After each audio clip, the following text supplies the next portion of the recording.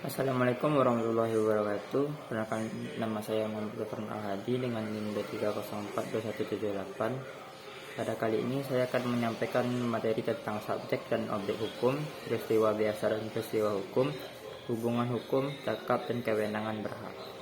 Yang pertama, subjek dan objek hukum. Dalam hukum, subjek adalah entitas yang memiliki hak dan kewajiban, sementara objek adalah suatu yang menjadi target hak atau kewajiban tersebut. Contohnya dalam kontrak subjek adalah pihak yang melakukan perjanjian, sedangkan objek adalah apa yang disepakati dalam kontrak tersebut. Dalam konteks lain, subjek hukum bisa merujuk pada individu, badan hukum, atau entitas lain yang diakui oleh hukum sebagai memiliki hak dan kewajiban. Selanjutnya, macam-macam objek dan objek hukum.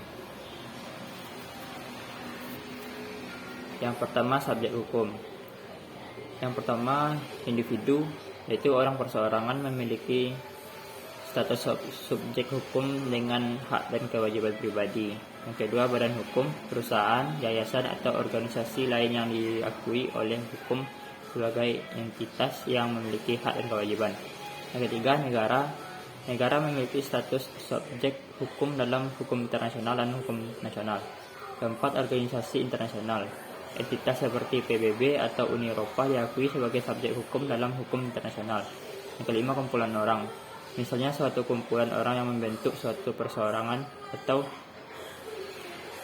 yang membentuk suatu perseroan atau koperasi juga bisa dianggap sebagai subjek hukum.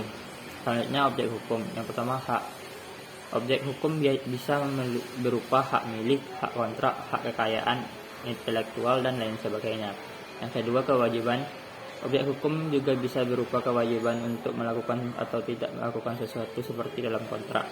Yang ketiga, benda. Dalam hukum perdata, benda fisik atau benda non-fisik bisa menjadi objek hukum, misalnya tanah, bangunan, paten, merek dagang, dan lain sebagainya.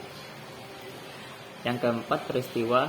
Dalam beberapa kasus, objek hukum bisa berupa peristiwa, misalnya dalam kontrak asuransi. Yang kelima, status hukum. Status hukum seseorang atau entitas juga bisa menjadi objek hukum, misalnya berubah status perkawinan atau kepemilikan. Selanjutnya, peristiwa biasa dan peristiwa hukum. Peristiwa biasa yaitu peristiwa atau kejadian yang tidak memiliki dampak langsung atau signifikan terhadap hubungan hukum.